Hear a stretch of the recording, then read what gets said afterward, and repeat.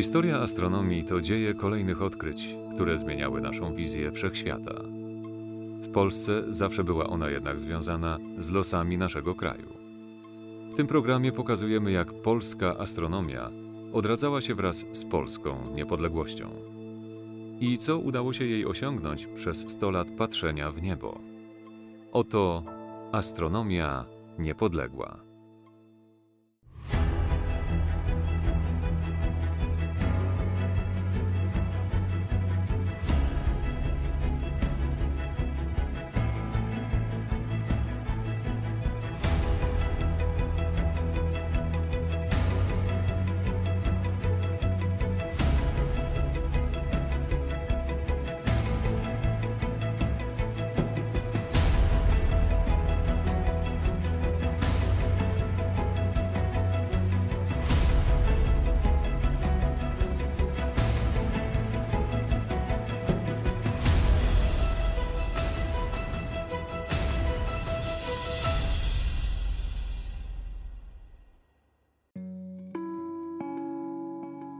Toruń to miasto, które słynie jako miejsce narodzin Mikołaja Kopernika. Trafimy tu na wiele pamiątek po wielkim astronomie. Najważniejsze świadectwo jego spuścizny znajdziemy jednak kilkanaście kilometrów poza miastem. To tu, w miejscowości Piwnice, znajduje się Centrum Astronomii Uniwersytetu Mikołaja Kopernika. Wyposażone w największe teleskopy w Polsce, istnieje od 70 lat. Tradycja, z której wyrosła toruńska astronomia, sięga jednak znacznie dalej i jest ściśle związana z odrodzeniem niepodległej Polski. Aby ją zrozumieć, trzeba się jednak udać w zupełnie inne miejsce. Wilno. To właśnie tu swoją pracę rozpoczynali naukowcy, którzy mieli później utworzyć obserwatorium i cały uniwersytet w Toruniu. Wileńskie tradycje astronomiczne są niezwykle bogate. To właśnie tu, już w połowie XVIII wieku, powstało pierwsze w całej Rzeczpospolitej obserwatorium. Umieszczone na najwyższych piętrach gmachu Akademii Wileńskiej, było porównywane z najlepszymi wówczas placówkami badawczymi na świecie. Niestety pod koniec XIX wieku Wileńskie obserwatorium strawił pożar. Jego niezwykła spuścizna sprawiła jednak, że astronomia powróciła do Wilna wraz z odrodzeniem niepodległej Rzeczpospolitej, kiedy w miejsce zamkniętej przez zaborców wileńskiej uczelni powstał Uniwersytet Stefana Batorego.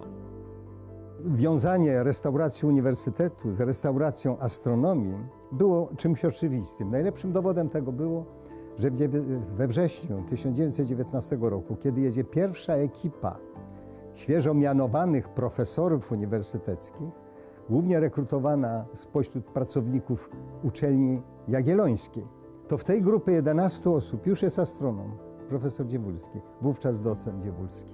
Oni jadą na rekonesans do Wilna. No i można sobie wyobrazić ducha profesora Dziewulskiego. To, co zastał, to były popioły. Nie było nic. Na całkowitym gruzowisku odtwarzanie astronomii wydawało się w ówczesnych czasach prawie niemożliwe. To był okres świeżo powojenny. Na początku oczywiście pierwsza idea, że może się da coś odtworzyć na starym terenie. Nie daje. Może się uda zbudować nowe obserwatorium gdzieś poza Wilnem. No i znajdują tak zwany folwark zakret, blisko Lasu Zakretowego. 2-hektarowy folwark został przydzielony nowo tworzonemu uniwersytetowi. Tam postanawiają zbudować obserwatorium. Budowę nowego obserwatorium przerwała wojna polsko-bolszewicka. Regularne obserwacje rozpoczęto ostatecznie w roku 1922. Prace podejmowane przez astronomów z Wilna wyróżniały się na tle innych obserwatoriów w ówczesnej Polsce. Była to zasługa profesora Władysława Dziewulskiego, twórcy i architekta nowej placówki. On jako jeden z niewielu astronomów w ówczesnym czasie miał autentycznie wizję naprawy astronomii w Polsce. Podkreślił konieczność uruchomienia w obszarze astronomii nowej dziedziny. To było wizjonerskie podejście astrofizyki. W 1938 roku zostaje zakupiony z dotacji teleskop, wyposażony już po raz pierwszy w polskich obserwatoriach w spektrograf, czyli urządzenie, które służy do wytwarzania widm. i przystąpiono do analizy widm. Najpierw ta analiza miała charakter bardzo opisowy, to chodziło o klasyfikację widmową, ale także łącząc z obserwacją gwiazd zmiennych, chodziło o wykrycie pewnych własności fizycznych obiektów. To w Wilnie w 1938 roku rozpoczęto. Prawda, że późno, w okresie rozwoju, ale jednak bardzo intensywnie. Przez cały rok te badania obserwacyjne trwały. Niestety zakończyły się, wiadomo, zamknięciem uniwersytetu, dosyć dramatycznym, gwałtownym zamknięciem i przerwaniem tych wszystkich prac. Uniwersytet Stefana Batorego został zamknięty po zajęciu miasta przez Sowietów w 1939 roku. Z międzywojennego obserwatorium do dziś pozostały jedynie puste kopuły. Polscy naukowcy z Wilna, repatriowani po wojnie, trafili do Torunia. Wśród nich znalazło się 4 pracowników dawnego obserwatorium, m.in. profesor Władysław Dziewulski i docent Wilhelmina Iwanowska. To za ich sprawą miało wkrótce powstać miejsce, które mogło kontynuować tradycję wileńskiej astronomii.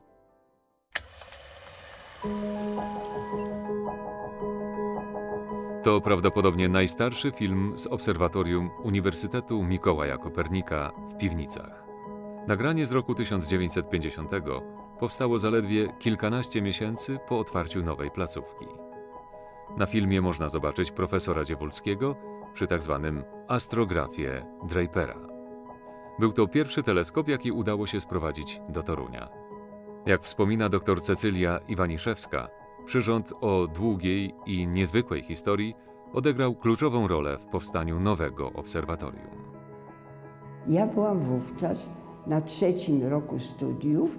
Któregoś dnia, właśnie w połowie września, wchodzi profesor Dziewulski i mówi: proszę się zbierać, pojedzie pani z nami, z ekipą do majątku Piwnice. Musimy tam wyznaczyć miejsce pod budowę pierwszego pawilonu astronomicznego. W tym pawilonie, zbudowanym w 1948 roku, została ustawiona luneta, która już tu w Toruniu była, czekała. W jaki sposób dotarła? To był efekt starań profesorów, apeli kierowanych do różnych bogatszych obserwatorów, żeby pożyczyli nam jakiś u was mniej może pożyteczny, mniej używany instrument. Harvard odezwał się, profesor Harlow Shapley powiedział: a my mamy tutaj taki stary astrograf, możemy go wam przekazać, możemy go wam wypożyczyć. Czego dotyczyły te pierwsze klisze? Co badaliśmy? Otóż nasi profesorostwo, profesor Władysław Dziewulski i profesor Wilhelmina Iwanowska zwrócili się do kolegów z innych obserwatoriów o wskazanie takich dobrych poletek w drodze mlecznej, które można przebadać jeszcze. Co się badało? Badało się rozkład gwiazd, ale i rozkład materii międzygwiazdowej. Potem widma. Na astrograf Drapera jest wyposażony, w dalszym ciągu mam nadzieję, że są 2 pryzmaty obiektywowe. Te pryzmaty zakładaliśmy na astrograf i wtedy zamiast obrazu punktowego gwiazdy ukazywała się taka kreseczka, którą trzeba było zwolnić wtedy chód teleskopu, żeby móc to widmo mieć takie troszkę szersze, żeby łatwiej zidentyfikować, sklasyfikować widmo. Klasyfikowaliśmy jednak głównie wzrokiem, to znaczy trzeba było mieć jakąś lupę, tyle ile się dało, trzeba było wycisnąć z tego materiału. Więc to były takie podstawowe prace, które udało się wykonywać jako pierwsze prace na astrografię Drapera. Co ciekawe, astrograf Drapera do dziś znajduje się pod kopułą, która jest wierną kopią pawilonu obserwacyjnego z Wilna. W pewnym sensie jest to symboliczny wyraz tego, że ten niezwykły instrument pozwolił na kontynuowanie w Piwnicach tradycji wileńskich badań astrofizycznych. W Wkrótce w obserwatorium powstały kolejne teleskopy. Największy trafił tu na początku lat 60. Początkowo miał być częścią Centralnego Obserwatorium Astronomicznego PAN. Do jego utworzenia nigdy jednak nie doszło, ale instrument o średnicy 90 cm trafił do piwnic. 4 lata trwała budowa 4 takich bliźniaczych teleskopów, jeden właśnie dla Polski. Obserwatorium centralnego nie było, ale było obserwatorium uniwersyteckie w Piwnicach. Jako depozyt Polskiej Akademii Nauk ten teleskop stanął tutaj. Przyjechał w skrzyniach, 27 skrzyniach ważących 20 ton w Sylwestra 1961 roku. Kilka miesięcy wcześniej, bodajże w październiku, monterzy niemieccy z Zeissa rozpoczęli montaż kopuły tego teleskopu. 8-metrowej kopuły to jest wielkie wyzwanie, również inżynierskie, zbudować taką dużą obrotową kopułę. Na budynku, który został wcześniej wybudowany przez polskie firmy, od września teleskop był gotowy. Rozpoczęto testy, pierwsze zdjęcia. Tutaj osobą, która jak gdyby cały czas patrzyła na ręce niemieckich konstruktorów, optyków, inżynierów, mechaników, był ówczesny dr Andrzej Woszczyk. Stał się on później najwybitniejszym znawcą tego teleskopu i w ogóle znakomitym instrumentalistą. Było to jakieś ukoronowanie tej astrofizycznej idei profesora Dziewulskiego, żeby taki instrument w Polsce stanął. Głównymi instrumentami badawczymi na tym teleskopie, przypominam, że to był teleskop, który robi zdjęcia na kliszach, na szklanych płytach, były 2 pryzmaty obiektywowe. I w tym kierunku szły główne badania ówczesnych kolegów. Była idea stworzenia takiego spektralnego atlasu widmowego całej Drogi Mlecznej. To się wpisywało w badania profesor Iwanowskiej różnych cech fizycznych gwiazd w różnych populacjach w galaktyce, generalnie w ogóle w badania galaktyki, które już wcześniej nasi koledzy prowadzili. W pewnym momencie stało się to niewystarczające jednak dla zainteresowań toruńskich astronomów. W połowie lat 70. jako dar astronomicznej społeczności kanadyjskiej pojawił się tu znakomity, jak na ówczesne czasy, i bardzo nowoczesny spektrograf. To rozszerzyło zainteresowania toruńskich astronomów i tak wyglądała nasza astrofizyka jeszcze, powiedzmy, przez całe lata 80. 90-centymetrowy teleskop z Piwnic do dziś pozostaje największym optycznym teleskopem w Polsce. Nie jest to jednak jedyny imponujący przyrząd w rękach astronomów z UMK.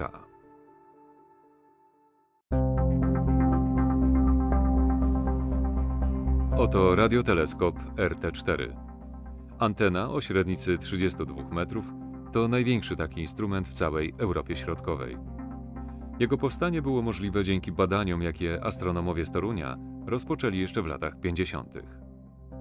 Obserwatorium w Piwnicach stało się wówczas jednym z pierwszych ośrodków w Polsce, który zajął się badaniem kosmosu na falach radiowych.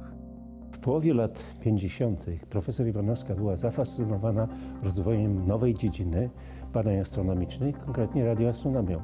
W związku z tym powołała zespół, który miał się zająć budową, przygotowaniem aparatury do pierwszego radioteleskopu w Piwnicach.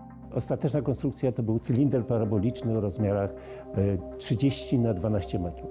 Dzięki temu teleskopowi w lutym 1958 roku po raz pierwszy w Toruniu zaobserwowano strumień radiowy promieniowania od Słońca. No niestety tak się stało, że oblodzenie miesiąc później spowodowało całkowite zawalenie się tego teleskopu i przez pewien czas nie było możliwości, żeby go odbudować. W lecie 1958 roku powstał pomysł budowy mniejszego radioteleskopu, który byłby anteną paraboliczną o średnicy 12 metrów i taki teleskop w rekordowym czasie został zbudowany na terenie albo przy terenie obserwatorium z materiałów, które były pozyskane ze złomu. Ten teleskop stoi praktycznie do dzisiaj w takiej szczątkowej postaci. Tym teleskopem również w 1958 roku zaobserwowano i pomierzono emisję radiową Słońca. Zespół się powiększał i tworzono coraz to nowe instrumenty, ale najważniejsze wydarzenia to był wyjazd profesora Gorgolewskiego na stypendium British Council do Mallard Radio Astronomy Observatory Cambridge University. W rezultacie po jego powrocie nastąpiła kompletna rewolucja technologiczna tego, co było używane do pomiarów astronomicznych w naszym obserwatorium. Powstały nowe odbiorniki według koncepcji opracowanej w Cambridge, ale zdawano sobie sprawę z tego, że są to instrumenty, które nie mają istotnego znaczenia w skali międzynarodowej. I wtedy powstał pomysł, zbliżała się rocznica kopernikańska, 1973 rok, stworzenia nowoczesnego ośrodka badawczego, który miał się nazywać Krajowe Centrum Radioastronomii Polskiej Akademii Nauk i UMK. Pod koniec lat 70. zrodziła się koncepcja budowy jednego lub nawet kilku dużych radioteleskopów. Najpierw powstała jednak 15-metrowa antena testowa. Za jej pomocą naukowcy z Torunia po raz pierwszy przeprowadzili obserwacje w ramach międzynarodowej sieci VLBI, łącząc sygnał z wielu radioteleskopów na zasadzie interferometrii. Rozwój tej techniki miał także dość nieoczekiwany rezultat. 14 września 1985 roku na ekranach telewizorów w regionie toruńskim pojawiły się komunikaty pochodzące od podziemnej Solidarności. Był to rezultat spektakularnej akcji sabotażowej przygotowanej m.in. przez toruńskich astronomów Jana Hanasza i Zygmunta Turłę. Idea wniknięcia w sygnał telewizyjny i część potrzebnej do tego aparatury powstała w obserwatorium w piwnicach. Radioastronomowie szukali bowiem sposobu na synchronizację obserwacji prowadzonych w ramach międzynarodowej sieci radioteleskopów. Nie było satelitów GPS, które dzisiaj znakomicie ułatwiają synchronizację zegarów, więc musieliśmy sobie radzić inaczej. Była telewizja. Takim elementem, który dawał się łatwo wyciągnąć z telewizora, to był impuls ramki telewizyjnej. Myśmy odbierali telewizję z Bydgoszczy. To samo robili koledzy w Borowcu pod Poznaniem, ale oni odbierali sygnał również z Poczdamу. Poczdam oczywiście nawiązywał do kolejnych stacji na terenie zachodnich Niemiec, aż w końcu dochodziło do Paryża, gdzie był niedaleko wzorzec czasu. To wszystko jakby pozwoliło mi skojarzyć, że jeśli mamy ramkę, to możemy wytworzyć taki sygnał składający się tylko z włączeń i wyłączeń pewnego generatora. Jeśli w sposób świadomy będziemy wyłączali tę nośną, to możemy sprawić, że na ekranie telewizora odbiorcy powstanie pewien obraz, o którego kształcie my decydujemy. Ten pomysł udało mi się sprzedać profesorowi Janowi Hanaszowi, który był liderem grupy budującej i eksploatującej radio solidarne, podziemne radio w Toruniu. Myślę, że w czerwcu 1985 roku oddałem Janowi nadajnik, to swoje urządzenie. I nagle we wrześniu 1985 roku, około godziny 20, zaczynam oglądać serial 07 Zgłoś się i nagle widzę jakieś napisy na ekranie. Patrzę na to i jestem zdumiony, bo to bardzo porządnie wyglądało. I sobie myślę, czy to nie jest przypadkiem moja robota. Wkrótce później pukają do naszych drzwi smutni panowie i idę siedzieć na 40 godzin. Idea tej całej technologii narodziła się tutaj i była związana z tym doświadczeniem wynikającym z technologii VLBI. W połowie lat 80. w obserwatorium UMK rozpoczęła się wreszcie budowa wielkiego radioteleskopu. Skonstruowanie 32-metrowej anteny było ogromnym wyzwaniem. W efekcie powstał jednak niezwykły przyrząd, który pozwolił astronomom z Torunia na podjęcie badań na najwyższym światowym poziomie.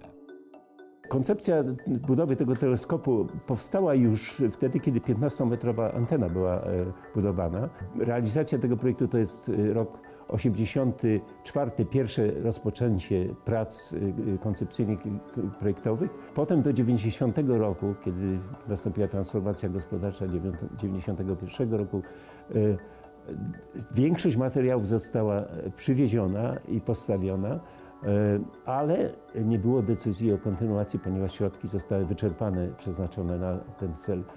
Dopiero ministerstwo podjęło w 91 roku decyzję o kontynuacji tego projektu jako projekt numer 1 inwestycji naukowej w naszym kraju. Proszę zauważyć, że to są też trudne czasy gospodarcze, ale mimo wszystko w tak trudnych czasach, to jest zaskakujące, udało się zrealizować taką potężną inwestycję. W 1994 inwestycja została zakończona, ale takie pierwsze poważne obserwacje rozpoczęliśmy dopiero w 1996 roku.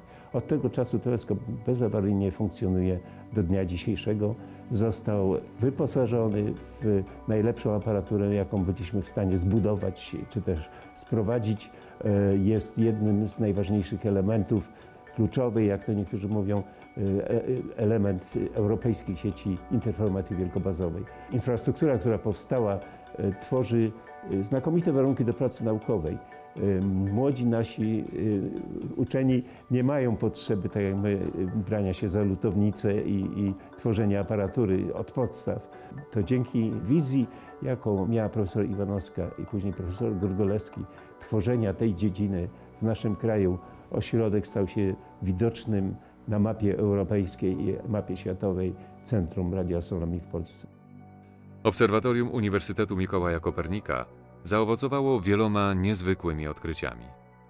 Profesor Aleksander Wolszczan, wykorzystując doświadczenia zdobyte w piwnicach przy obserwacjach radiowych, zdołał odkryć pierwsze w historii planety pozasłoneczne. Przy jego wsparciu inni astronomowie z Torunia zaczęli poszukiwania kolejnych nieznanych światów. Wykorzystują w tym celu m.in. metody, których rozwój zapoczątkowano jeszcze w Wilnie. Kontynuuje się tu również zapoczątkowane przez profesor Iwanowską badania ewolucji drogi mlecznej. Wszystko to sprawia, że Obserwatorium Uniwersytetu Mikołaja Kopernika pozostaje miejscem ważnych badań i odkryć dotyczących największych tajemnic wszechświata.